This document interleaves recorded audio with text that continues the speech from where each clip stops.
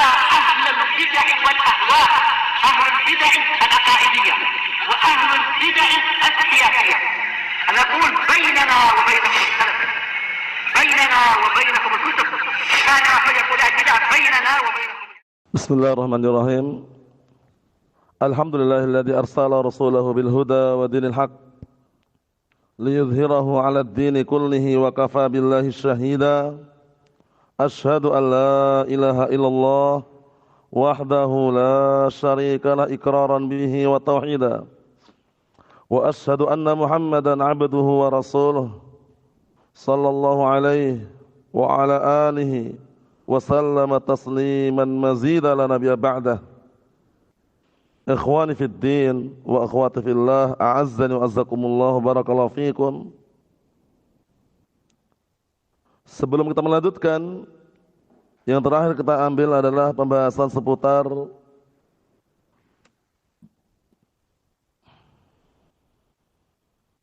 kaidah yang sangat besar, itu kaidah mengenai hukum asal dalam suatu perkara. Dua kaidah yang terakhir yang kita baca adalah hukum asal suatu tradisi atau adat istiadat, kemudian hukum asal suatu ibadah. Dua perkara ini barakallahu fiik senantiasa diulang-ulang oleh para ulama agar tidak salah faham atau gagal faham. Yang pertama adalah hukum asal daripada adat istiadat atau tradisi. Hukum asalnya adalah boleh-boleh saja sampai datang dalil yang mengharamkannya. Sebagaimana ungkapan beliau Asy-Syaikh Abdurrahman bin Nasir As-Sa'di rahimahullah, wal aslu fi adatinal ibahah hatta yadiya sariful ibahah. Hukum asal tradisi atau adat istiadat boleh-boleh saja sampai datang dalil yang memalingkan dari pembolehan tersebut. Sebagaimana lawannya, hukum asal suatu ibadah atau ketaatan adalah haram sampai datang dalil yang mensyariatkannya. Al-aslu fi ta'ah awal ibadah haram atau muharram hatta ya'tiyad dalil ala syar'iyyatiha. Hukum asal suatu ketaatan atau ibadah adalah haram sampai datang dalil yang mensyariatkannya. Sebagaimana ungkapan Asy-Syaikh Abdurrahman bin Nasir As-Sa'di rahimahullah yang sudah kita baca pada pertemuan yang sebelumnya, wa laisa masyru'an minal umuri ghairul ladzi fi syar'ina madhkur. Kalau disukun ya, wa laisa masyru'an minal umur ghairul ladzi fi syar'ina madhkur. Sebenarnya di sana ada pantun yang mirip dengan ini. Pantunnya mudah dihafal, yaitu wa kullu fi'li ta'atin mahdhuru ghairul ladzi fi syar'ina madhkuru. Semua perbuatan ketaatan itu mahdzur, diharamkan, dilarang. Nah, selain yang disebutkan dalam syariat kita. Berarti kalau disebutkan dalam syariat kita, datang syariat yang memerintahkannya atau mensyariatkannya, barulah itu disyariatkan dalam artian tidak haram. Kemudian kita ulang dikit sebelumnya mengenai hukum asal air, kemudian tanah, kemudian pakaian, kemudian batu, kemudian kemaluan yaitu jima' atau daging atau jiwa atau harta. Kata Asy-Syaikh Abdurrahman bin Nasir As-Sa'di rahimahullah, wal aslu fi miyahina at-taharah wal ardi was thiyabi wal hijarah. Artinya hukum asal air, tanah, pakaian, batu itu adalah suci. Mafhum? Sampai datang sesuatu yang menajisinya. Jadi pahami ya? Kemudian wal aslu fil abda'i wal luhumi wan nafsi wal amwali lil ma'sumi tahrimuha hatta yadi'al hillu. Fafham hadakallahu ma yumallu. Artinya hukum asal abda itu artinya furuj, kemaluan, tapi diartikan jima, itu lebih tepat. Hukum asal berhubungan badan, jima, daging, jiwa, harta adalah maksum, terjaga. tahrimuha, hukumnya adalah haram. Hatta yaji'al hillu, sampai datang yang menghalalkannya. Fafham hadakallahu ma yumallu, pahamilah, semoga Allah Ta'ala memberikan hidayah kepadamu ma yumallu, apa yang diinginkan. Ma yumallu diartikan apa yang diinginkan ya, bukan semoga tidak bosan ya, tapi apa yang diinginkan lebih tepat. Naam. Syahidnya sudah kami jelaskan berkali-kali biar enggak salah paham. Jumhur ulama berpendapat, dikuatkan juga oleh Syekhul Islam Ibnu Taimiyah rahimahullah, na barakallahu fiik, untuk masalah daging. Jadi hukum asal daging adalah halal sampai datang dalil yang mengharamkannya. Yang mengharamkan jelas, hurrimat alaikumul maitatu waddamu lahmul khinzir. Telah diharamkan atas kalian bangkai, darah dan daging babi. Kemudian juga dengan dalil-dalil yang lain yang diharamkan seperti kullu dhinabin minas siba' fahuwa haram wa kullu dhi mikhlabin minat tuyur fahuwa haram. Itu menunjukkan bahwasanya pengecualian. Wa illa, hukum asal daging apa? Halal. Mafhum? Nah, adapun untuk masalah jima', jiwa, harta, hukum asal adalah haram sampai datang dalil yang menghalalkannya. Kita lanjutkan yang berikutnya, barakallahu fiik. Halaman 40 kalau dari kitab sini.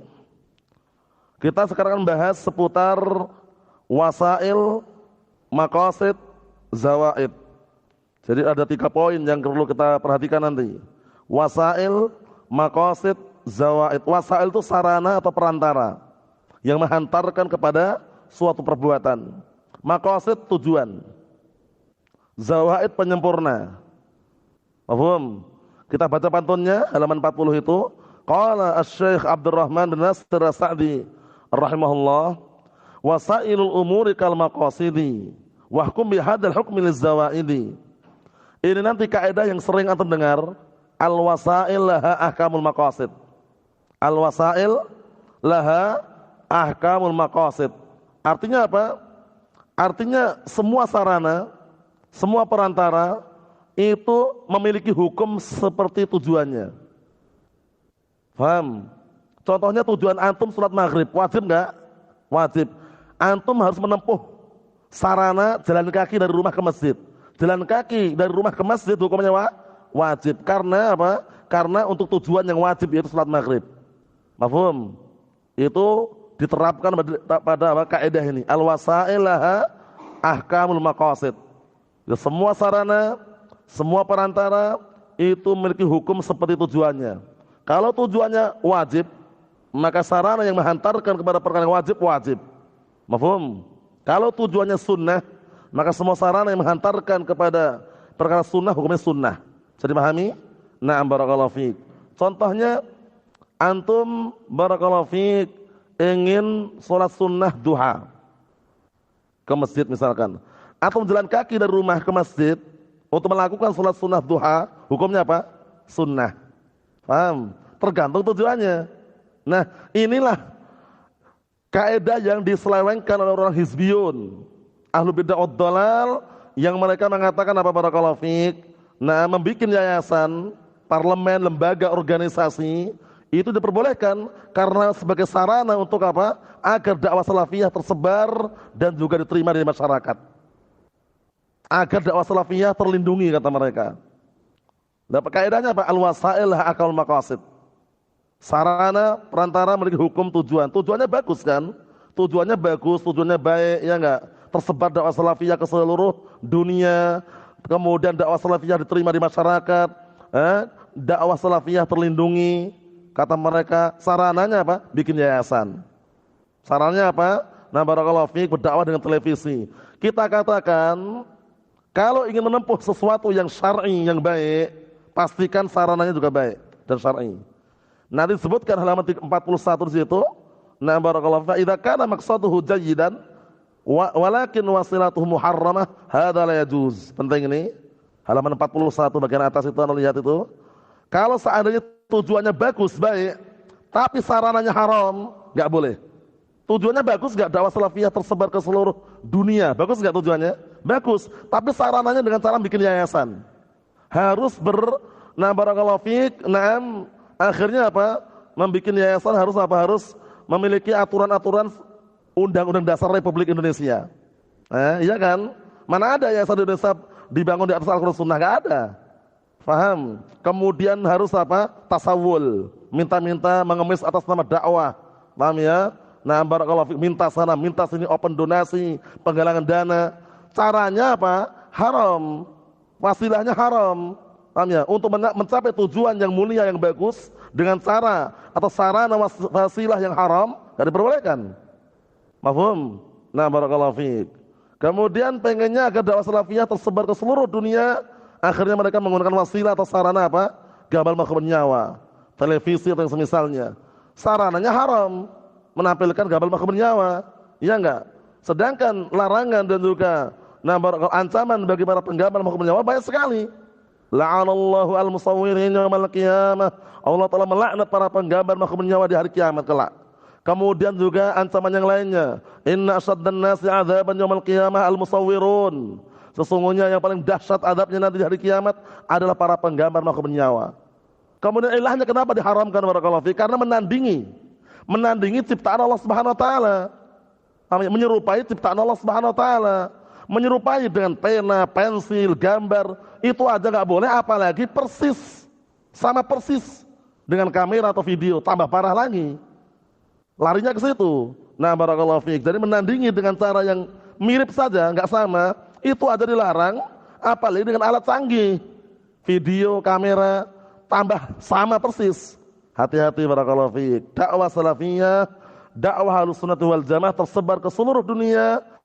Pastikan ketika tujuannya baik, sarana dan wasilahnya pun juga baik. Kita lihat tadi, fa idza kana maqsaduhu jayyidan, lakin wasilatuhu muharramah, hadza la yajuz. Kalau tujuannya baik dan bagus tapi sarana wasilahnya untuk menuju pada kebaikan tersebut itu haram, maka enggak diperbolehkan.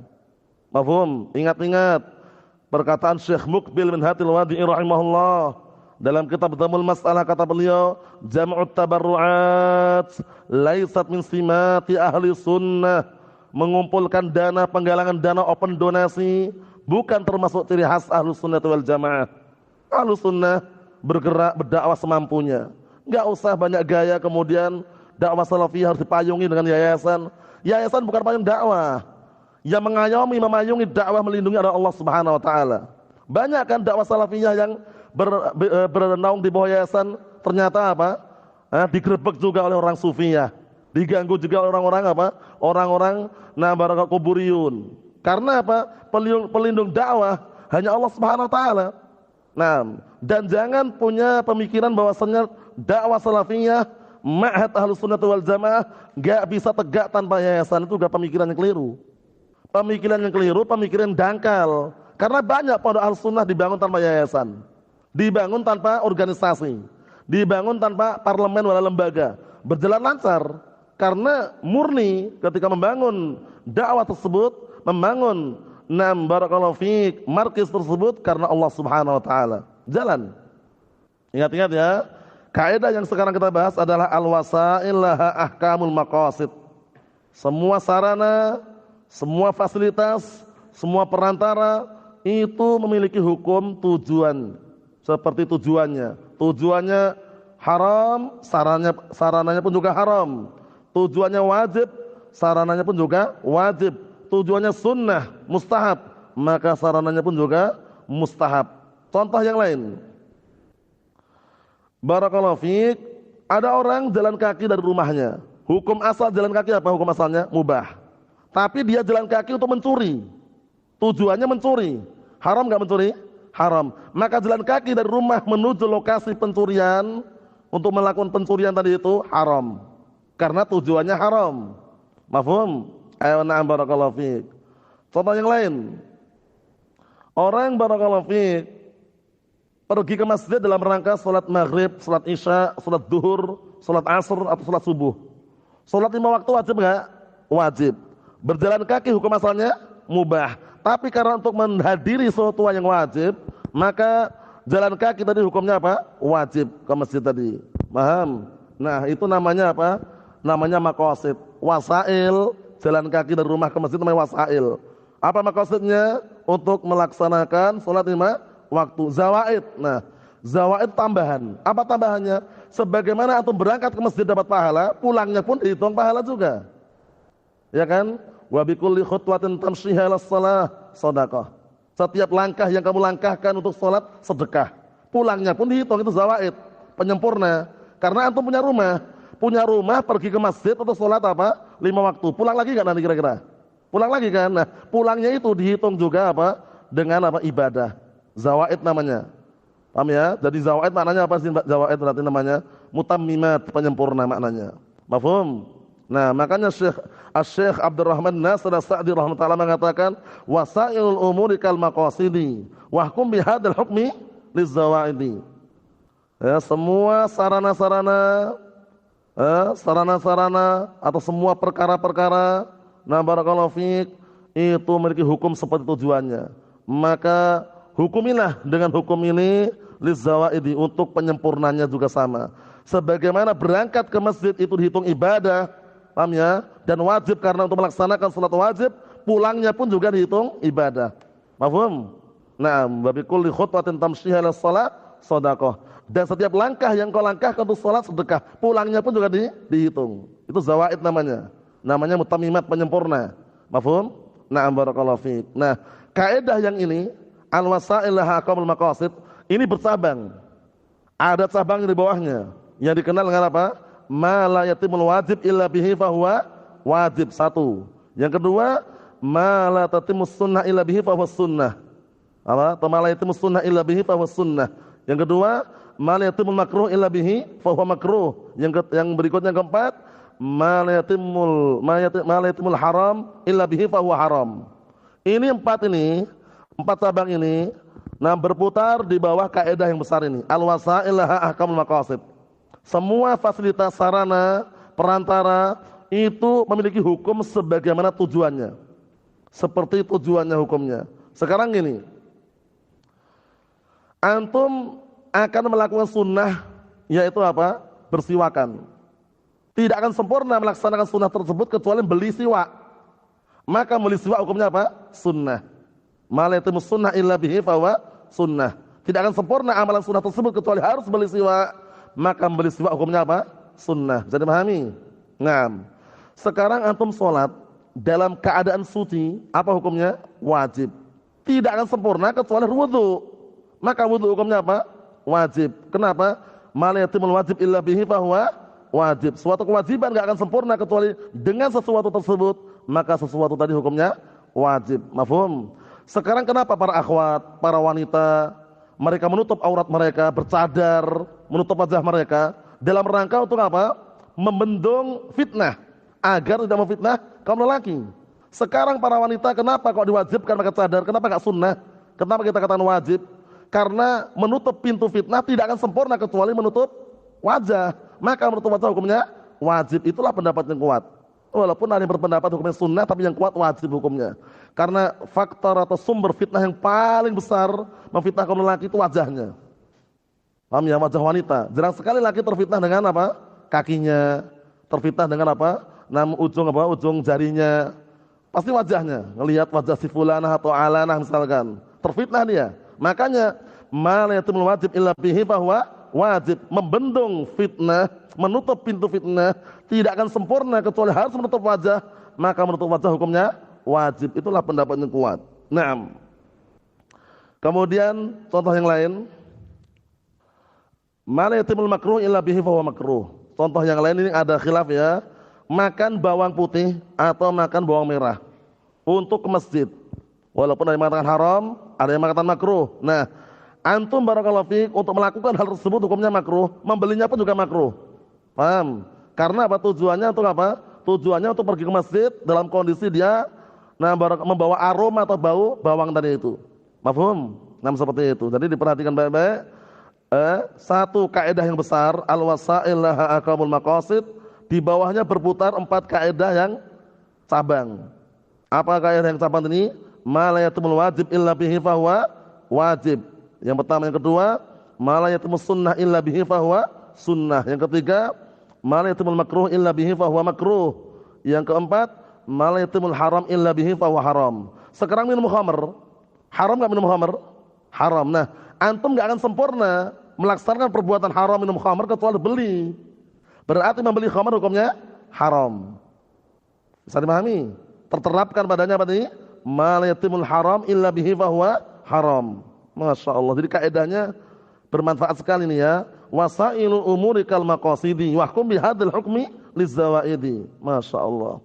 Nah, semua fasilitas, semua sarana, semua perantara yang mengantarkan pada suatu perkara itu memiliki hukum sebagaimana tujuannya. Dijelaskan di situ halaman 41 bahwasanya qaidah al-ghayah la tubarrir al-wasilah, itulah yang benar. Suatu tujuan itu tidak membolehkan semua cara. Maksudnya bagaimana? Kalau tujuannya baik, pastikan apa? Sarana caranya juga baik. Paham? Sebagaimana Rasulullah menyebarkan dakwah tauhid ke seluruh dunia, tapi beliau dengan cara apa? Dengan cara taat. Tidak pernah menempuh cara maksiat. Karena apa? Untuk mewujudkan tujuan yang mulia, itu tauhid. Mendakwakan apa? Tauhid. Makanya di situ sebutkan halaman 41 itu kan, halaman 41 itu bahwasannya yang namanya wasail itu ngikutin tujuannya. Paham ya? Jangan sampai tujuan tersebut itu yang mengikuti wasilahnya. Makanya kata si Barakallahu fiik yang memberikan penjelasan situ, fa idza kana maqsuduhu jayyidan lakin wasilatu muharramah fahadha la yajuz. Kalau tujuannya baik bagus tapi caranya, sarana, fasilitas caranya itu adalah haram, enggak boleh. Mafhum? Ana berdakwah dengan cara bohong, menyampaikan di masyarakat dengan dongeng-dongeng yang palsu, biar semakin meresap di hati-hati mereka, biar mereka menerima dakwah salafiyah, agar mereka menerima dakwah sunnah katanya, tapi dengan cara berbohong. Tujuannya bagus enggak tujuannya? Bagus, agar menerima dakwah salafiyah, agar mereka menerima dakwah, tapi dengan cara apa? Bohong. Dengan cara dongeng-dongeng yang palsu, cerita-cerita yang hoax. Paham ya? Bagaimana seperti ini? Haram. Mafhum? Walaupun tujuannya baik. Makanya kaidah orang-orang IM, Ikhwan Muflisin atau Ikhwan Muslimin, yang mereka dikenal kaidahnya dengan apa? Al-ghayah tubariru al-wasilah, terbantah di sini. Jadi tujuan itu bisa menghalalkan semua cara, intinya tujuannya itu enggak benar. Paham ya? Nah, yang penting kan haji walaupun uangnya nyuri. Gitu kan ujung-ujungnya kan? Yang penting kan umrah walaupun uangnya hasil judi misalkan. Kan gitu caranya. Menurut kaidah tadi itu, yang tepat adalah barakallahu fi, kalau tujuannya baik dan bagus, pastikan cara untuk mewujudkan tujuan yang baik tersebut adalah cara yang syar'i, bukan cara yang haram. Apa kaidah nanti kaidahnya? Al-wasail laha ahkamul maqasid. Semua sarana, semua wasilah itu memiliki hukum sebagaimana tujuannya, memiliki hukum seperti tujuannya. Naam. Mafhum? Aywa. Wahkum bihadzal hukmi lizawaidi. Atau melihat itu az-zawaid. Az-zawaid al-maksud biha al-mutammimat. Zawaid yang diinginkan situ adalah al-mutammimat, penyempurna-penyempurna. Mafhum? Jadi kalau antum berangkat ke masjid untuk sholat maghrib, sholat 5 waktu, melangkahkan kaki dari rumah ke masjid hukumnya wajib karena untuk menghadiri suatu kewajiban, pulangnya pun juga dihitung penyempurna itu. Paham ya? Dihitung dengan ibadah gitu maksudnya ya. Naam. Semuanya ada 3. Al-wasail, al-maqasid, kemudian apa? Az-zawaid. Al-wasail, perantara atau sarana atau fasilitas. Paham ya? Kemudian al-maqasid, tujuan atau ghayah puncaknya. Zawaid, penyempurna. Mafhum? Ayo na'am barakallahu fiik. Ikhwani fid din, a'azzani wa jazakumullah barakallahu fiikum. Yang berikutnya, kaidah yang berikutnya adalah kaidah seputar kapan orang berbuat suatu kesalahan yang fatal tapi dinilai itu sebagai apa barakallahu fiik, kekeliruan yang diampuni. Disebutkan dalam pantun nanti, kalau orang itu keliru dalam berbuat atau terpaksa dalam berbuat atau karena lupa, itu Allah Subhanahu wa taala mengampuni. Secara apa? Secara antara dia dan Allah Taala diampuni. Tapi antara dia dan hamba yang lainnya merusakkan barang orang lain, walaupun karena lupa atau keliru atau dipaksa, itu harus tanggung jawab. Paham? Kita lihat pantunnya. Karena biasanya orang kan khawatir bermudah-mudahan. Dia nggak sengaja mecahkan kata tetangga. Lagi main-main gitu ternyata apa? Lagi mainan bola. ternyata bolanya kena kaca tetangga, nggak sengaja dia. Secara dosa diampuni Allah Ta'ala karena nggak sengaja, karena keliru. Tapi secara pembebanan syariat dalam artian secara domain tanggung jawab, dia tanggung jawab. Dia bilang, afan ya akhi, ana nggak sengaja ya akhi, mecahkan kaca tetangga, afan ya. Gitu enak aja. Tapi yang punya rumah minta diganti, itu lain lagi pembahasannya. Tapi untuk dosanya dia nggak berdosa karena nggak sengaja. Bisa dipahami? Nah, kita lihat biar tambah jelas. Qala Asy-Syaikh Abdurrahman bin Nasir As-Sa'di rahimahullah, wal khata'u wal ikrahu wan nisyanu asqatahu ma'budun ar-rahmanu lakin ma'al islafi yasbutul badal wa yantafi ta'simu anhu waz-zalal. Artinya, dan kekeliruan, keterpaksaan dan lupa, asqatahu ma'budun ar-rahmanu, zat yang kita sembah telah menggugurkan dosa tersebut. Paham? Jadi orang berbuat kekeliruan, orang berbuat dosa, tapi karena keliru atau karena terpaksa atau karena lupa, Allah Subhanahu wa taala menggugurkan dosanya, diampuni maksudnya. Tapi ingat, lakin ma'al islafi yasbutul badal. Akan tetapi manakala disertai dengan perusakan, islaf itu perusakan, merusak barang orang lain, yasbutul badal, harus ada penetapan ganti. Paham ya? Antum lagi naik motor, ngegasnya terlalu terlalu kencang, nabrak kaca tetangga, weng gitu ya, biar kaca tetangganya pecah. Nggak sengaja antum, nggak mungkin kan antum sengaja memecahkan kaca tetangga kan? Secara hukum dosa Allah Taala ampuni. Mafhum? Nah, tapi untuk tanggung jawab harus. Paham ya? Kalau diminta tanggung jawab, karena merusakkan barang orang lain. Bisa dipahami? Nah, barakallahu fiik. Atau contohnya, antum lagi mengembala kambing, ini sebutan para ulama dalam syarah-syarahnya ya. Mengembala kambing, ternyata kambing yang antum gembala tersebut lari. Setelah itu antum kejar. Setelah itu antum kejar, ternyata kambingnya nabrak kaca tetangga, pecah. Yang suruh tanggung jawab pemilik kambingnya atau kambingnya? Antum apa Yazid? Kambingnya atau pemilik kambingnya? Pemilik kambing tadi, pengembala tadi. Karena kambing tidak terbebani syariat, hewan kan. Tapi pengembalanya atau pemiliknya itu yang diminta tanggung jawab. Dosa nggak dia? Nggak dosa karena nggak sengaja. Nggak sengaja mengembala kambing untuk biar memecahkan kaca tetangga. Nggak sengaja kan? Nah, untuk masalah dosa, asqatahu ma'budun ar-rahmanu. Allah Subhanahu wa taala telah menggugurkan dosa tadi itu, diampuni maksudnya. Tapi untuk masalah itlaf, karena dia telah merusak barang orang lain tersebut, yasbutul badal, tetap padanya ada ganti. Wa yantafi ta'simu anhu waz-zalal, tapi ditiadakan dosa darinya dan kekeliruan. Kekeliruan dosanya diampuni, tapi tanggung jawab harus. Kalau diminta oleh Nah, barakallahu fiik, orang yang telah mengalami kerusakan dari itu. Naam. Ikhwani fid din, a'azzana jazakumullah, barakallahu fiikum.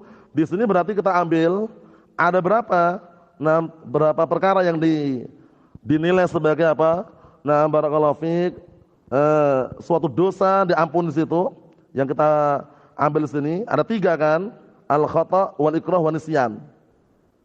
Karena keliru, karena terpaksa, karena lupa. Di sana masih ada tambahan lagi karena bodoh. Nanti akan kita sebutkan insyaallah. Nah, tapi 3 ini barakallahu fiik memang dalilnya sangat kuat sekali. Sebagaimana perkataan Nabi kita Muhammad sallallahu alaihi wa ala alihi wasallam, "Innallaha qad tajawaza li an ummati al-khata' wa nisyan wa mastukrihu alaih." Sesungguhnya Allah Subhanahu wa taala telah mengampuni untukku terhadap umatku dari kekeliruan, lupa dan keterpaksaan. Mafhum? Antum lihat kisah seorang yang waktu itu sedang safar, membawa barang bekal, membawa barang perbekalannya di atas kendaraan dia.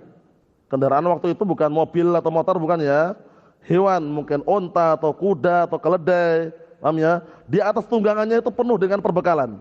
Tiba-tiba lari kendaraannya, paniklah dia, pucat dia. Kemana ini?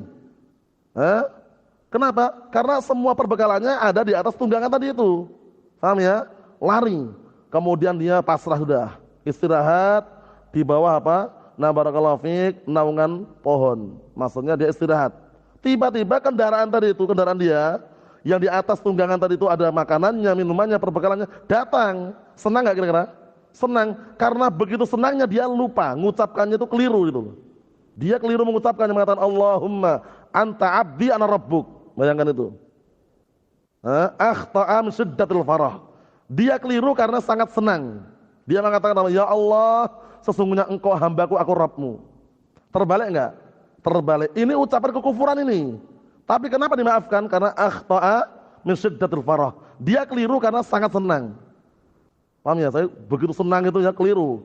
Dan barangnya datang kan, kendaraan yang di situ ada perbekalan dia, minumannya di situ, makanannya di situ.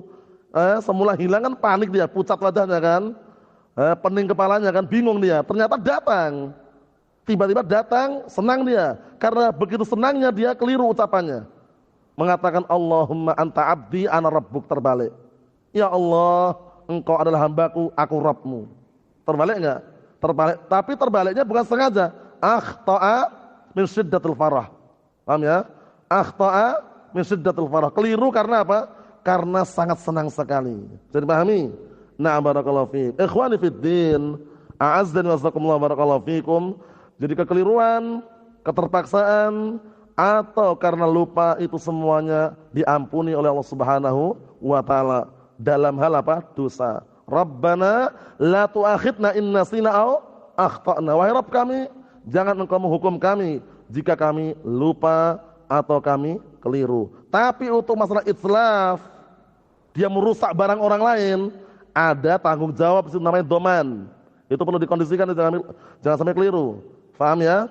Nah, kita ulangi lagi situ, halaman 42 disebutkan situ. Lakin ma'al islafi yasbutul badal wa yantafi ta'simu anhu wazzalal. Akan tapi bersamaan disertai dengan merusak barang orang lain, yasbutul badal, tetap adanya ganti. Maksudnya tanggung jawab. Wa yantafi ta'simu anhu wazzalal. Tapi telah hilang dosa dan telah hilang dosa darinya dan juga kekeliruan diampuni. Mafhum insyaallah. Jadi antara dia dan Allah Subhanahu wa taala sudah dimaafkan sudah. Mafhum? Tapi antara dia dengan makhluk yang lainnya, dengan manusia yang lainnya, maka dia harus tanggung jawab. Mafhum insyaallah. Naam. Contohnya, dia lagi berburu menggunakan senapan. Dilihat dari jauh, melihat apa? Barang arnab. Arnab itu semacam kelinci. Berburu dia, bismillah. Ternyata barakallahu fiik, setelah ditembakkan, yang kena bukan kelinci, mengena tetangganya. Lagi nyari rumput ya, tetangganya. Nah, qadarullah masyafal, kena kepalanya. Meninggal dunia tetangganya. Berarti keliru enggak nih? Keliru. Secara dosa diampuni oleh Allah Subhanahu wa taala, tapi untuk masalah kafarah dan dia qatul khata dapat. Paham? Karena nanti kalau dia itu kasusnya adalah membunuh karena keliru, seharusnya dia menembak apa tadi? Kelinci, ternyata kena kepala tetangganya, meninggal dunia. Secara hukum antara dia dan Allah taala diampuni karena tidak sengaja. Dosa, enggak dapat dosa dia. Paham? Tapi untuk masalah kafarah atau masalah dia tetap harus tanggung jawab. Kafarahnya apa? Kafarah qatul khata', barakallahu fiik, bebaskan budak yang beriman. Atau puasa 2 bulan berturut-turut. Diahnya apa? 100 ekor onta. Ngeri. 100 ekor onta itu berapa ya? Tentunya banyak sekali. Kemarin Anda ngecek dan melihat syarahnya itu, kurang lebihnya 1000 dinar. 1000 dinar kan sembarang ya. Dinar terbuat, mata uang terbuat dari emas. Kalau diprediksikan itu 4.250 gram emas. Berarti berapa itu? 4.250 gram. Berapa kilo itu? Berapa? 4 kilo ya? 4 kilo lebih itu, bayangkan itu. 1 kilo itu udah berapa juta itu? 100 juta kan kurang lebihnya kan? Berarti banyak sekali. Maksudnya apa? Barakallahu syahid di sini bukan masalah kilo atau yang lainnya. Syahidnya dia untuk masalah dosa gugur dia. Ya ampun Allah taala karena enggak sengaja, keliru. Tapi untuk masalah kafarah, qatul khata' tadi itu, dan masalah dia masih dibebankan pada orang tadi. Paham? Makanya waspada, hati-hati. Jadi ketika bunuh walaupun tidak sengaja pun ternyata ada hukumannya. Maksud secara apa? Secara kafarah juga diahnya. Sebagaimana perkataan Allah Subhanahu wa taala, "Wa man qatala mu'minan khata'an fatahriru raqabatin mu'minah wa diyah musallamah ila ahli." Itu. Nah, wa diyah musallamatun ila ahli. Artinya apa? Barang siapa yang membunuh seorang mukmin karena keliru, maka hendaknya dia bebaskan budak mukminah, kemudian menyerahkan dia kepada keluarganya. Dianya 100 ekor unta, diprediksikan 1000 dinar, diprediksikan dengan emas 4.250 gram emas, 4 kilo lebihan. Masya Allah, banyak sekali berarti ya. Nah, itu kalau dirupiahkan ya hampir 400 juta ya. Apa? 4 kilo atau 46? 4.250 itu berapa kilo? 4 kilo lebih kan? Nah, barakallahu fiikum. Banyak ini. Harganya pun tergantung emasnya kayak apa kan. Kalau emas nomor 1 kan mahal juga. Nah, intinya apa barakallahu fiikum? 6, dendanya besar. Oleh karena itu waspada, hati-hati. Nah, barakallahu fiikum. Syahidnya di sini yang perlu kita pahami adalah apa?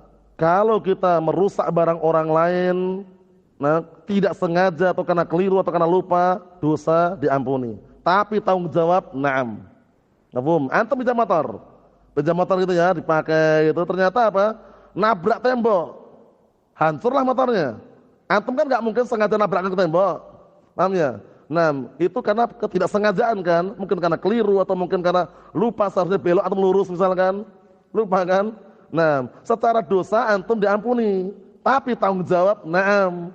Jangan bilang afan ya akhi, qaddara masyafalana, enggak sengaja, seharusnya belok ana lurus, nabrak tembok akhirnya. Afan ya. Memang kalau orangnya memaafkan enggak masalah. Tapi kalau orang yang pemilik motor minta tanggung jawab, antum tanggung jawab di situ. Jangan cuma maaf saja, kan gitu aslinya. Nah, barakallahu fiik. Itu ternyata sudah diatur dalam syariat ini. Makanya pentingnya al-qawaidul fiqhiyah, kaidah-kaidah fikih seperti ini pentingnya. Jadi kalau cuma maafan ya akhi, itu mudah. Secara syariat ternyata dia apa? Kalau merusak barang orang lain tanggung jawab. Paham? Seperti itu. Kecuali kalau pemilik barang itu memaafkan. Itu lain lagi pembahasannya ya. Hukum asalnya tanggung jawab. Naam. Disebutkan di situ barakallahu fiik, selain keliru, lupa, kemudian terpaksa adalah al-jahl. Naam, bodoh. Nah, bodoh di sini ada dua kemungkinan. Nah, ada dua kemungkinan. Bodoh ketika dia meninggalkan suatu kewajiban dia nggak tahu, itu yang pertama. Ketika meninggalkan suatu kewajiban dia nggak tahu kalau itu kewajiban, maka nanti kalau dia sudah tahu mengerjakan kewajiban tadi kalau masih ada waktunya. Contohnya gini, dia nggak tahu bahwasanya apa sholat asar itu wajib. Dia mu'allaf baru masuk Islam. Dia nggak tahu kalau sholat asar itu wajib. Akhirnya dia meninggalkan sholat asar. Berarti bodoh apa? Bodoh dalam hal meninggalkan apa kewajiban. Ketika sudah dikasih tahu dan waktunya masih ada, maka dia menggantikan dan sholat asar waktu itu juga. Paham? Itu yang pertama. Yang kedua, nah barakallahu fiik, bodoh ketika dia melakukan perkara yang haram. Bodoh karena apa? Nah dia melakukan perkara yang haram karena bodoh. Beda loh ya. Yang pertama, melakukan atau meninggalkan kewajiban karena bodoh. Itu nanti ketika diingatkan, ketika dikasih ilmu, dia mengerjakan perkara yang wajib tadi kalau waktunya masih ada. Contohnya sunat tadi itu. Yang kedua sekarang dia melakukan perbuatan yang haram karena bodoh. Bagaimana kalau ini? Yang kedua ini barakallahu fiik, cukup dia tobat. Dia tobat istighfar untuk tidak mengulangi kembali karena dia telah melakukan perkara yang diharamkan di situ. Na'am barakallahu fiik, seperti itu. Naam. Kemudian untuk masalah dosa sudah kita ingatkan tadi, dua-duanya enggak dosa. Nah, karena apa? Karena ada al-jahl dari kebodohan tadi itu, baik yang meninggalkan perkara yang wajib atau yang melakukan perkara yang haram disebabkan karena kebodohan, maka terangkat dosanya. Tapi kalau sampai ingat-ingat tadi ya, merusak barang orang lain disebabkan karena lupa, disebabkan karena keliru, disebabkan karena tidak tahu, disebabkan karena terpaksa, itu semuanya ada tanggung jawab, namanya doman. Mafhum insyaallah ya? Ayo na'am barakallahu fiik. Ikhwani fid din, a'azzani wasakumullah barakallahu fiikum. Antum lihat halaman 44. Sekarang masalah keterpaksaan itu ada dua jenis atau dua macam. Keterpaksaan yang dia tidak bisa mengelak sama sekali, pokoknya benar-benar terpaksa dia. Peluru sudah diletakkan di dekat kepalanya. Kalau nggak melakukan, tembak langsung, mati dia. Terpaksa, nggak bisa mengelak lagi nih. Yang kedua, terpaksa tapi masih bisa mengelak. Paham ya? Nah, yang pertama ini, ya, ikrah mulji ini, yaitu keterpaksaan yang tidak bisa mengelak, keterpaksaan yang sempurna seperti ini, barakallahu fiik, enggak punya kemampuan, enggak ada peluang, enggak ada, nah barakallahu fiik, celah lagi untuk apa mengelak, mau enggak mau melakukan yang seperti ini, barakallahu fiik, dia diampuni oleh Allah Subhanahu wa taala. Kalau merusak barang orang lain, maka dendanya dibebankan kepada orang yang memaksa. Karena posisinya dia bukan keinginan dia. Disebutkan contoh di sini, nah barakallahu fiik, dia dipaksa lompat dari lantai 5. Dipaksa, lompat, ente harus lompat sekarang. Kalau nggak lompat dari lantai 5 ini, ente tak bunuh. Peluru sudah dekatan di kepala ini, kokang senjatanya. Ayo lompat. Dari lantai 5 lompat ke bawah. Ternyata dia lompat dia, terpaksa. Ketika lompat, di bawah ada orang. Jatuhnya orang, orangnya patah tulang. Orangnya patah tulang yang kejatuhan tadi itu. Yang tanggung jawab siapa? Paham? Dia dipaksa lompat dari lantai 5. Qadarullah masyafa'al, ternyata di bawah ada tukang sapu lagi nyapu dia. Kejatuhan orang tadi. Patah tulang tukang sapunya itu. Yang tanggung jawab siapa kira-kira? Yang tanggung jawab apakah orang yang dipaksa tadi atau yang memaksa? Disebutkan di sini, nah barakallahu fiik, kalau keterpaksaan yang sempurna seperti ini, maka tanggung jawabnya dibebankan kepada orang yang melemparkan tadi. Berarti bukan orang yang dilemparkan ya. Yang dilemparkan kan terpaksa dia. Dia terpaksa dilemparkan, kalau nggak mau dilemparkan dia dibunuh. Akhirnya dia dilemparkan dari lantai 5 ke bawah. Di bawah ada tukang sapu lagi nyapu. Kejatuhan. Patah tulang dia. Siapa yang tanggung jawab terhadap tukang sapu tadi? Paham ya? Kita katakan sebutan wadzaman yakunu alaman alqah. Tanggung jawabnya dibebankan kepada orang yang melemparkan tadi itu. Karena yang dilemparkan terpaksa, bukan keinginan dia. Mafhum? Itu perlu diperhatikan baik-baik. Nah, karena ini pembahasannya panjang lebar ini. Nah, barakallahu fiik, seperti itu. Kemudian kasus yang kedua adalah keterpaksaan yang sifatnya nakis, enggak sempurna. Nah, dalam artian dia masih bisa berkelit atau masih bisa mengelak. Paham ya? Nah, barakallahu fiik, seperti itu. Contohnya dia kalau enggak melakukan akan dicambuk. Nah, cambukan itu dia masih bisa tahan dia. Lebih baik dicambuk itu daripada dia melakukan. Contohnya adalah barakallahu fiik, sebutan sini contohnya mencaci maki agama. Ente harus mencaci maki agama Islam ini. Kalau enggak mencaci maki, menghina agama Islam, ente anak cambuk katanya. Anak cambuk ente. Nah, dia paham kalau cambukannya itu masih ditahan dia. Lebih baik dia menerima cambukan tadi daripada mencaci maki agama. Karena dia masih tahan. Paham ya? Lebih ringan di situ daripada apa? Barakallahu fiik, daripada dia melakukan perkara yang haram. Mencaci maki agama Islam kan haram hukumnya. Menghina agama Islam kan haram hukumnya. Sedangkan dia apa? Nah, barakallahu fiik, ketika dia cambuk tersebut dia masih tahan. Keterpaksaannya dia masih mampu untuk menahan hukuman tadi itu. Maka yang seperti ini barakallahu fiik, dikatakan apa? Lebih baik dia menerima cambukan tadi daripada mencaci maki agama. Kenapa? Li'anad darurah huna aqal min fi'il mahdhur. Karena daruratnya sini itu lebih ringan daripada dia harus melakukan perkara yang diharamkan. Cambukan tersebut dia masih tahan. Mafhum? Nah, seperti itu. Kalau enggak tahan, enggak bisa mengelak sama sekali, kembali ke hukum yang pertama tadi itu. Nah, kembali hukum yang pertama apa itu maksudnya? Boleh dia mencaci maki agama, tapi hatinya tenang dengan keimanan. Sebagaimana perkataan Allah Subhanahu wa taala, "Illa man ukriha wa qalbuhu mutmainnun bil iman." Kecuali orang yang dipaksa dalam keadaan hatinya masih tenang dan keimanan. Mafhum? Nah, seperti itu. Karena istihza dengan agama bahaya. Qul abillahi wa ayatihi wa rasulihi kuntum tastahzi'un. La ta'tadiru qad kafartum ba'da imanikum. Katakanlah, apakah dengan nama Allah dan Rasulnya dan ayat-ayatnya kalian mengejek, mengolok-olok? Jangan minta maaf lagi. Kalian sudah kafir yang semula kalian beriman. Bayangkan. Mengolok-olok, mengejek agama, mengejek Allah, mengejek Rasulnya, mengejek ayat-ayatnya, walaupun canda sendagura, itu ternyata bisa menghantarkan kepada kekufuran. Waliyadzubillah.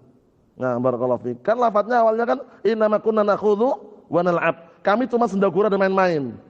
Kalau itu masalah agama, masalah Allah dan Rasulnya, masalah ayatnya, jangan sendagura, jangan main-main.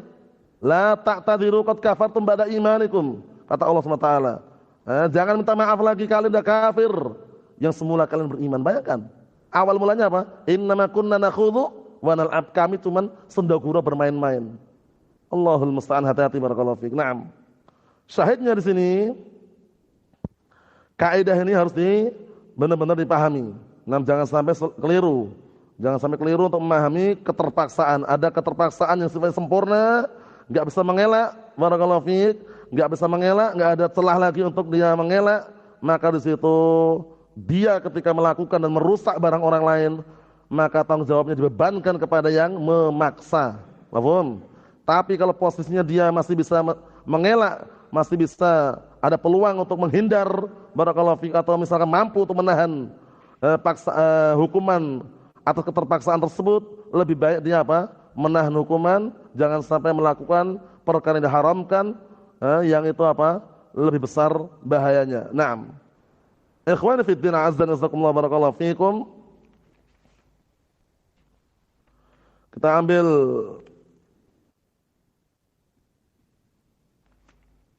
dua lagi. Qala Asy-Syaikh Abdurrahman bin Nasir As-Sa'di rahimahullah, wa min masailil ahkami fit taba' yasbutu la idza istaqalla fa waqa'. Ini masyaallah, ini penting juga ini. Termasuk permasalahan-permasalahan fikih adalah masalah taba'. Taba' itu dia memiliki hukum ketika diikutkan yang lainnya. Taba' itu artinya dia memiliki hukum ketika diikutkan dengan yang lainnya. Yang dia tidak bisa memiliki hukum ketika sendirian gitu. Paham ya? Ana artikan lagi, min masailil ahkami fit taba', termasuk permasalahan fikih adalah apa? Termasuk permasalahan hukum fikih adalah fit taba', dalam masalah taba' ini. Apa taba' ini maksudnya barakallahu fiik? Taba' itu sesuatu yang dia mendapatkan hukum atau dihukumi karena ngikutin yang lainnya. Yang dia kalau sendirian, dia tidak bisa dihukumi kalau sendirian. Paham? Yasbut la idza istaqalla fa waqa'. Maksudnya apa? Kalau taba' kalau dia mengikuti yang lainnya, ditetapkan hukum padanya, tapi kalau dia sendirian tidak ada hukum padanya. Contohnya gini. Antum jual sapi bunting. Jangan bilang hamil. Sapi bunting, sapinya lagi hamil, keliru. Oh, maksudnya dikondisikan, bahasa Indonesia pun ada aturannya. Hamil itu biasanya untuk manusia. Paham ya? Atau hewannya bunting kan? Anak tadi lihat sapi hamil katanya. Bunting lah. Kan itu. Nah, antum mau jual sapi yang bunting. Antum enggak boleh barakallahu fiik mengatakan aku jual sapi ini kemudian dengan anak ini kandungnya. Nah, jadi double. Dia jual dua-duanya. Jual sapinya, induknya itu plus anak yang ada di dalam kandungan induk tadi itu. Boleh nggak seperti itu? Nggak boleh. Kenapa nggak boleh? Karena itu ikutnya taba'. Taba' itu harus mengikutin. Boleh dijual sama induknya. Aku jual sapi yang bunting ini, boleh. Tapi kalau antum hargai sendiri, sapinya dengan harga sendiri 10 juta. Anak yang di dalamnya tak hitung juga 5 juta. Totalnya 15 juta. Kenapa nggak boleh masuk dalam bai' gharar nanti? Jual beli gharar yang ada unsur penipuan. Ya kalau anaknya hidup nanti. Dan setelah lahir ternyata anaknya mati. Rugi kan? Rugi. Sudah bayar double, ibunya dia bayar, induknya dia bayar, kemudian anaknya pun dia bayar. Anak yang ada dalam kandungan induk tadi itu. Paham? Ternyata setelah barakallahu fiik, sapi tadi mengeluarkan anaknya mati. Paham? Rugi kan? Rugi. Pertama. Kedua, sudah bayar cuman murah 15 juta. Induknya plus anak yang dikandung tadi itu. Ternyata setelah lahir anaknya 3. Wah, untung besar kan ya? Untung. Gharim. Ada yang dirugikan, ada yang diuntungkan di situ. Makanya nggak diperbolehkan kalau sendirian. Namanya diperbolehkan kalau taba' diikutkan. Paham? Anak sapi tadi itu yang dikandung oleh induk sapi tadi itu boleh dijual kalau diikutkan dengan sapinya. Paham? Karena belum dilahirkan, belum dikeluarkan. Paham? Kita katakan barakallahu fiik, aku jual sapi yang bunting ini, gitu aja sudah. Dengan harga 15 juta. Selesai kan? Clear kan? Jangan bilang aku jual sapi bunting ini plus anak yang di dalamnya. Itu enggak boleh, itu namanya bai' gharar nanti. Nah, para ulama juga mengkiaskan juga barakallahu fiik, bai' gharar ini banyak sekali. Aku jual semua ikan di laut ini. Laut milik siapa? Ikan yang mana? Paham ya? Dipastikan dulu, dia jaring ikan dulu, nelayan misalkan cari ikan dulu, dapatnya 5 kilo, ya 5 kilo, selesai. Jelas jual beli harus jelas, nampak berapa kilo, kemudian harganya berapa. Paham ya? Enggak boleh juga antum jual barang tanpa harga. Aku jual barang ini berapa harganya? Enggak ada harganya. Enggak boleh juga, nanti bahas dalam kitabul bai' atau kitabul buyu' itu panjang lebar. Nanti masuk dalam kitab fikih juga itu, barakallahu fiik. Kemudian antum ngomong juga, aku jual ikan di kolam ini. Berapa jumlahnya? Pokoknya semua ikan di kolam ini anda jual 1 juta. Setelah dipanen ternyata 3. Satunya nila, satunya lele, satunya bawel. Dibayar 1 juta, rugi nggak dia? Rugi. Namanya ghanim gharim. Ghanim gharim. Ada yang rugikan dan untungkan. Itu nggak boleh. Dipanen dulu, tunjukkan ikannya, tampakkan, jual. Mafhum? Itu penting sekali ya. Kalau antum melihat dalam kitab itu namanya kitabul buyu'. Makanya kalau kita pikir kitabul buyu' tebal. Kitabul buyu' itu. Karena jual beli nggak sembarangan. Jual beli ini kalau orang nggak jujur, udah rusak. Berkahnya nggak ada. Iya kan? Antum udah ingat nggak hadisnya siapa itu? Hakim bin Hizam. Hadis Hakim bin Hizam itu tolak ukur barometer dalam jual beli. Muttafaqun alaih. Al-bay'ani bil khiyar malam yatafarraqa. Fa in sadaqa wa bayyana burika lahuma fi bai'ihima. Wa in kadzaba wa katama muhiqat barakatu bai'ihima. Artinya orang jual beli itu boleh saling memilih. Paham ya? Selama belum berpisah. Jika kedua-duanya jujur, penjual dan pembeli jujur, akan diberkahi transaksi keduanya. Namun jika keduanya itu bohong dan saling menyembunyikan, akan dicabut keberkahannya. Bayangkan itu. Jadi orang jual beli jujur, nggak usah banyak gaya sudah. Untung banyak nggak masalah tapi jujur. Jangan pengen mencari untung banyak tapi bohong. Madunya asli ini ori katanya. Ternyata teliti oli. Kental sekali. Allah musta'an. Karena pemalsu itu banyak, pemalsu barakallahu fiik. Apalagi zaman sekarang jual beli apa? Online. Kalau zaman Rasulullah kan jual beli offline. Iya enggak? Jual beli offline atau barter. Kalau zaman sekarang online banyak penipuan. Pesannya jubah haramain warna hitam, yang datang merah. Terjadi enggak itu? Terjadi juga. Pesannya apa barakallahu fiik? Sandal Eiger ori, yang datang Erger KW. Sudah pakai Erger KW. Bayangkan, penipuan banyak sekali. Makanya kalau jual beli itu jujur, biar diberkahi walaupun untungnya sedikit. Untung banyak boleh, tapi jujur. Itu penting sekali ya. Jangan sampai gara-gara ingin mencari untung banyak, barakallah berani sumpah, wallahi demi Allah katanya. Ini ambil barangnya aja nggak boleh 50.000. Padahal kalau kita teliti, kita cek cuma 10.000. Berani sumpah dia. Hati-hati barakallahu fiik. Nah, ini penting sekali. Di pembahasan yang sekarang kita bahas ini apa tadi? Seputar tabak. Tabak itu adalah sesuatu yang diikutkan dengan yang lainnya sehingga ada hukumnya. Yang dia tidak bisa dihukumi kalau sendirian. Paham ya? Yasbut taba'an ma la yasbut istiqlalan, itu kaidahnya. Yasbut taba'an ma la yasbut istiqlalan.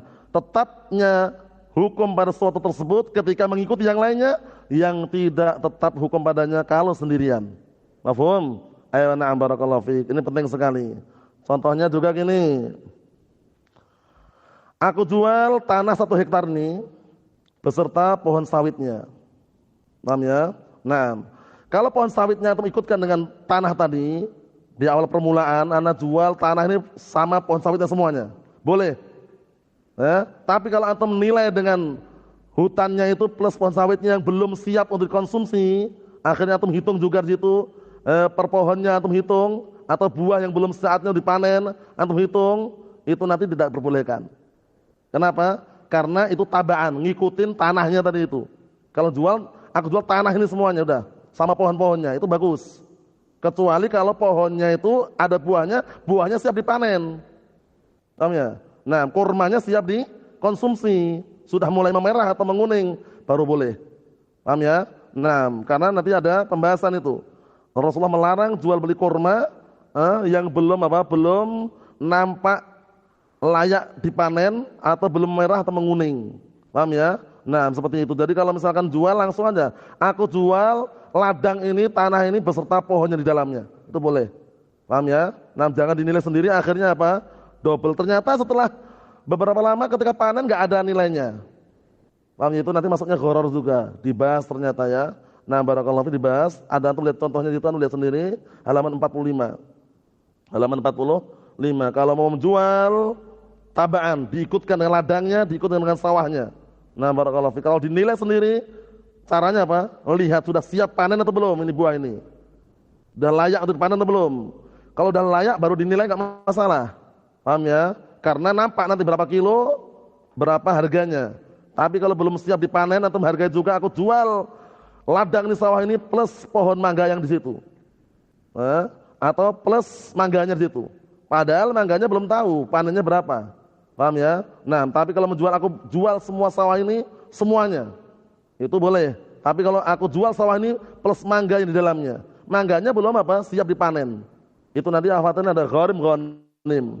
Mafhum? Jadi kaidahnya apa? Yasbutu taba'an ma la yasbut istiqlalan. Ya, sesuatu ditetapkan padanya hukum kalau mengikuti yang lainnya, yang dia tidak bisa ditetapkan hukum kalau sendirian. Naam. Ikhwani fid din, a'azzana jazakumullah barakallahu fikum. Yang terakhir, nanti kita lanjutkan lagi yang berikutnya. Pembahasan seputar al-urf, tradisi atau adat istiadat yang dikenal dengan kaidah kubro. Apa itu? Al-adah muhakkamah. Ingat-ingat. 5 kaidah kubro kemarin sudah kita lewati. Al-umur bimaqasidiha, al-masyaqqah tadribut taysir, kemudian al-yakin la yazul bisyak, kemudian la darar wala dirar, kemudian al-adah muhakkamah, tradisi atau adat kebiasaan yang jadikan apa? Suatu hukum atau ketetapan. Kapan ini? Ketika syariat Al-Qur'an Sunnah tidak menetapkan. Contohnya apa kemarin? Gaji karyawan. Paham ya? Di dalam syariat ditetapkan bahwasanya suruh memberikan gaji sebelum keringatnya kering. Berapa nilainya? Nominalnya berapa? Tidak disebutkan dalam Al-Quran, tidak disebutkan dalam As-Sunnah. Paham ya? Nah, ini kuli bangunan berapa harganya ini? Kalau kuli bangunan dia ada tukang, sudah ahlinya, spesialisnya, itu seharinya 250.000 misalkan. Paham ya? Nah, ini uruf tradisi tempat sini. Paham ya? Kemudian orangnya bilang, dalilnya mana kalau segitu? Ada nggak dalam Al-Quran? Ada nggak dalam As-Sunnah? Kita katakan uruf, tradisi, adat kebiasaan setempat. Berapa gajinya, berapa nilainya, nominalnya, nah itu yang jadi tolak ukur. Mafhum? Karena misalkan taruhlah Jogja dan Medan lain. Di Medan mungkin lebih mahal daripada di Jogja itu. Nah kalau antum mengambil tukang-tukang dari Jogja, diundang ke Medan, tukang bangunan atau semisalnya, otomatis gajinya lain. Sesuai dengan uruf Medan berapa itu. Jangan dikasih gaji uruf Jogja. Paham? Atau orang Medan malah ke Jogja dia. Orang Medan datang ke Jogja, kerja bangunan misalkan. Minta gaji urufnya Medan, ya nggak dikasih. Urufnya Jogja lebih murah kan itu. Jadi sesuai dengan tradisi atau sesuai dengan apa tadi? Adat kebiasaan setempat. Itu dalam apa? Dalam masalah menggaji atau semisalnya yang tidak ditetapkan oleh syariat. Mafhum? Kita lihat pantunnya. Qala Asy-Syaikh Abdurrahman bin Nasr As-Sa'di rahimahullah. Wal 'urfu ma'mulun bihi idza warad hukmun min asy-syar'i asy-syarifi lam yuhadd. Uruf, tradisi atau adat kebiasaan itu diamalkan ketika ada hukum dari syariat yang tidak ditetapkan. Paham? Ada hukum dari syariat yang tidak ditetapkan nominal atau jumlahnya, maka uruf, tradisi, adat setempat ini diamalkan. Contohnya dalam syariat apa dalilnya? Memberi gaji karyawan sebelum keringatnya apa? Kering. Tapi nominalnya gajinya berapa? Ada nggak dalam As-Sunnah? Ada nggak dalam Al-Quran? Nggak ada. Ditentukan sesuai dengan apa? Urufnya. Mafhum? Nah, barakallahu fiik. Antum lagi di bandara, stasiun. Ada porter. Antum tahu porter antum kan? Yang pakai jaket warna kuning itu porter, yang suka ngangkat barang. Antum diangkatkan barangnya.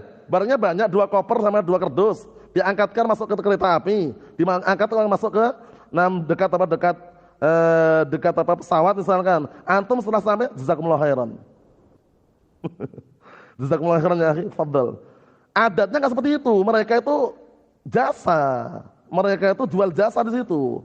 Lihat adatnya berapa? 20.000, kasih 20.000. Walaupun dia enggak minta, karena itu udah adatnya. Porter-porter itu memang kerja mereka. Cuman biasanya nggak ngomong sekian pak, nggak ngomong gitu. Tapi adatnya berapa? 20, kasih 20. Paham? Antum kalau teman dibawakan barangnya udah kemana-mana, mulai dari pemeriksaan, kemudian masuk ke bagasi, kemudian setelah itu antum jazakumullah khairan, terima kasih pak. Ya memang orangnya mesti senyum aja, tapi secara uruf gak demikian. Mereka itu kerja. Jadi pahami nggak antum? Jadi pahami ya? Porter-porter itu kerja mereka. Antum ngasih berapa biasanya Pak? Itu. Jadi pahami ya? Nah, barakallahu fiik. Ternyata kenapa pembahasan ini dibahas? Karena jangan sampai orang itu salah paham.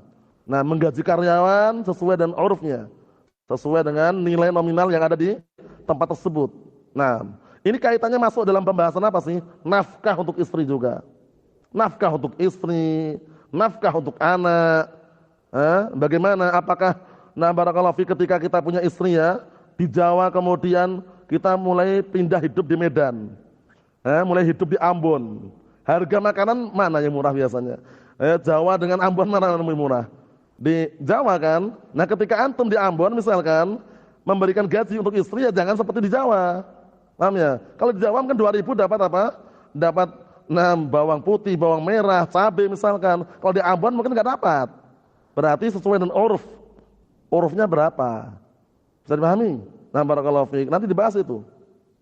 Kita lihat situ. Hadhi qa'idatun ismuha al-'adah muhakkamah. Ini kaidah yang namanya dikenal dengan apa? Al-'adah, tradisi, adat, kebiasaan yang muhakkamah, dijadikan tolak ukur atau hukum. Mafhum? Ini termasuk 5 kaidah kubro yang sudah kita lewati. Fa idza warada fi syara' hukmun, apabila datang dalam syariat suatu hukum, walam yarid miqdarun lah, tapi enggak datang batasan dan bukan nominalnya, enggak ditetapkan batasan dan nominalnya berapa, fa hina idzin yurja' ilal 'urf, maka pada waktu itu pula dikembalikan ke uruf. Urufnya berapa? Mafhum? Nah, misalkan barakallahu fiik, ada dokter, dia di Medan dia, kemudian ditugaskan di Jogja. Paham ya? Mungkin gajinya lain gajinya. Paham ya? Ya sesuai dengan uruf yang ada di situ. Paham ya? Jangan bilang oh di Medan sekian-sekian. Itu di Medan. Di Jogja lain lebih murah lagi. Kan gitu. Nah, barakallahu fiik. Kemudian juga ketika antum misalkan beli makanan lah taruhlah di Medan atau di Ambon lebih mahal misalkan. Antum ke Jogja kok makanan murah misalkan. Paham ya? Ya kembali ke uruf itu, jangan karena lihat ini orang Medan ini, dinaikkan harganya. Wah ini orang Ambon, dinaikkan harganya, enggak boleh. Secara global kembali ke uruf. Paham ya? Nah, itu penting sekali. Disebutkan situ ala sabili misal sebagai contoh al-wajib an-nafqah 'ala zaujah fi ta'amiha wa syarabiha wa maskaniha. Memberi nafkah untuk istri, makanannya, minumannya dan tempat tinggalnya. Ini penting sekali ya. Nah, lakin ja'a bisyara' ma yuhaddid hadin nafqah. Tapi tidak datang dalam syariat. Apakah datang dalam syariat ditetapkan ditentukan nominalnya? Sekian juta, sekian ratus ribu, enggak ada kan? Faham? Mungkin kalau antum misalnya memberikan nafkah untuk istri sepekan lah taruhlah. Di Jawa mungkin 200.000 cukup, misalkan. Sepekan 200.000 cukup di Jawa misalkan. Lah kalau di Ambon, di Aceh misalkan, di Medan misalkan, ya mungkin cukup juga, tapi beda urufnya. Paham ya? Mungkin karena harganya mahal tempat tersebut, akhirnya mungkin nilainya dinaikkan lah. Urufnya berapa misalkan. Seperti itu. Jadi uruf penting sekali ya. Uruf tradisi atau adat setempat itu penting sekali untuk apa? Mengukur makna uruf ini. Yang urufnya, yang ma'rufnya berapa gitu loh. Bisa dipahami ya? Naam. La budda an yudfa hakadha. Tidak ada penetapan bahwasanya harus diserahkan sekian. Bi qadri kada dengan batasan dengan apa? Kadar sekian ukurannya. La, enggak ada. Hadza marji'uhu ilal 'urf. Ini semuanya kembali ke uruf. Ingat-ingat ya. Urufnya di suatu tempat berbeda-beda. Antum harus pandai-pandai mengkondisikan. Ketika antum bawa istri misalkan ke tempat yang harganya mahal, di sana urufnya berapa? Bagaimana cara memberikan nafkah untuk istri? Ketika antum bawa istri di tempat yang harganya murah, makanan murah, sesuai dengan kadarnya. Bisa dipahami itu ya? Karena kaitannya dengan apa ini? Dengan nafkah. Bisa dipahami? Na'am barakallahu fiik. Ewa. Disebutkan di situ contohnya, faqad yakunul 'urf fi baladin yakhtalif an 'urfin akhar. Karena kadang-kala di suatu negeri itu mungkin aja adat kebiasaannya berbeda dengan negeri yang lain. Qad yakunu fi baladin al-asman fihi bahidhah fal 'urf hina idin yartafi fi thamanihi. Bisa jadi suatu negeri harga-harga naik mahal, maka tradisinya pun kebiasaan setempat pun apa? Naik pula harganya. Bi khilafil buldan ukhra, beda dengan negeri yang lain. Mafhum? Nah, mungkin kalau antum ke Jawa, Jogja misalkan, beli nasi kucing harga 2.000, mungkin lauknya udah lumayan itu. Paham ya? 2.000-an. Mungkin kalau tempat yang lahal di Ambon atau semisalnya mungkin 2.000 itu enggak dapat misalkan. Kembali ke urufnya kan berarti. Nah, seperti itu. Ikhwani fid din, azza wa jazakumullah barakallahu fikum. Naam. Makanya kadang ada orang kaget ya, orang Ambon atau orang Medan atau orang Aceh.